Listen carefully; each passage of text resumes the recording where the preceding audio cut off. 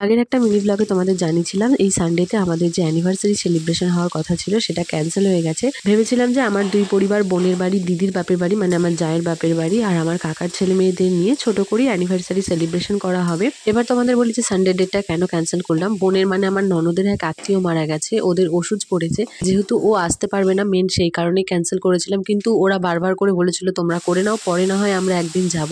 আমরা এমন একটা দিন ঠিক করতে চেয়েছিলাম যেদিন সবাই মিলে একসাথে মজা করতে পারি, হোক না ছোট করে সেলিব্রেশন, কিন্তু সবাই যেন একসাথে আনন্দ করি। হঠাৎ করে আগের দিন বড়দা এসে জিজ্ঞাসা করছে, মানে শনিবার দিন, যে কালকের দিনটা কি ঠিক করলে। আমরা বললাম এখন আর সেলিব্রেশন হবে না, সেই পরে হবে। তখন বড়দা বলছে তোর দিদি আর আমি ঠিক করেছি কালকে আমরা বাড়ির সবাই মিলে একসাথে খাওয়া দাওয়া করবো, সাথে তোর বাড়ির সবাইকেও নিমন্ত্রণ করে দিস। আজকে অ্যানিভার্সারি সেলিব্রেশনের উদ্যোগ আর সমস্ত আয়োজন দিদি আর দাদা দুজনে মিলে করেছে। সকালবেলায় আমার দুই দাদা গিয়ে বাজার করে নিয়ে এসেছে, দিদি ওদিকে রান্না করছে আর এদিকে আমি ফুলকপির রোস্ট, চাটনি আর পাঁপড় ভাজা রান্না করছি, কারণ দিদি যদি সবটা একা করতে যায় অনেকটাই লেট হয়ে যাবে।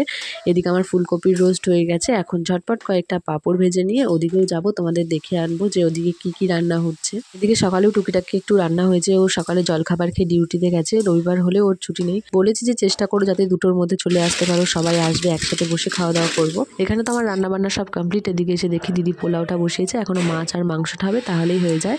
এখানে আমি পরিমাণ মতো নুন আর চিনিটা দিয়ে দিলাম, দিদি দিয়ে দিয়েছিল পরিমাপ করে, আমি দিয়ে দিলাম। আর এখন দাদা দেখো আমি ভিডিও করছি বলে খুন্তি নাড়ছে। একবার মনে হচ্ছিল ও হয়তো 2টোর সময় ঠিক চলে আসবে, আবার মনে হচ্ছিল যে না ও হয়তো আসতে পারবে না, সেই 4টের সময় আসবে, কিন্তু সবাই এত করে বলেছে যে ও 2টোর সময় ঠিক চলে এসেছে।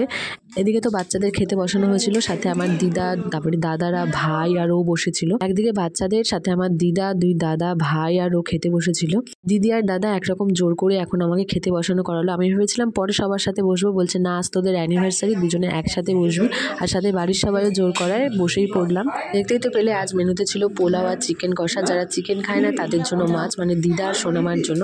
জেঠিমার মা যেহেতু একদম নিরামিষ, তাই ওদের জন্য ফুলকপি রোস্ট, সাথে ছিল চাটনি আর পাঁপড় ভাজা, মিষ্টি। খুব তাড়াতাড়ি আমরা এক জায়গায় ঘুরতে যাচ্ছি, তার জন্য আমরা টিকিট দেখতে এসেছিলাম। টিকিট দেখতে এসে একদম টিকিট বুক করে নিয়েছি। কাল আমাদের এক অন্নপ্রাশন বাড়িতে নিমন্ত্রণ আছে, তাই ভাবলাম বেরিয়েছি যখন একবারে গিফট কিনে নিয়েই যাই। তারপর চলে এসেছিলাম মেড প্লাসে। প্রচন্ড কাশি হয়েছে, 2টো কাপ সিরাপ খেয়েও কাশি কমছে না। দাদার জন্য এখান থেকে ওষুধ নিয়ে গিয়ে নাকি দাদার কমে গেছে, তাই ভাবলাম আমার জন্য নিয়ে গিয়ে দেখি আমারটা কমে কিনা। এমনিতেও আমার কাশি হলে খুব তাড়াতাড়ি কমে না। কোথায় ঘুরতে যাচ্ছি আর কে কে যাচ্ছি সেগুলো জানতে হলে তোমার ভিডিওগুলো দেখতে পারো। আমার ভিডিওগুলো দেখার জন্য অবশ্যই চ্যানেলটা সাবস্ক্রাইব করে বেল আইকনটি প্রেস করে দিও।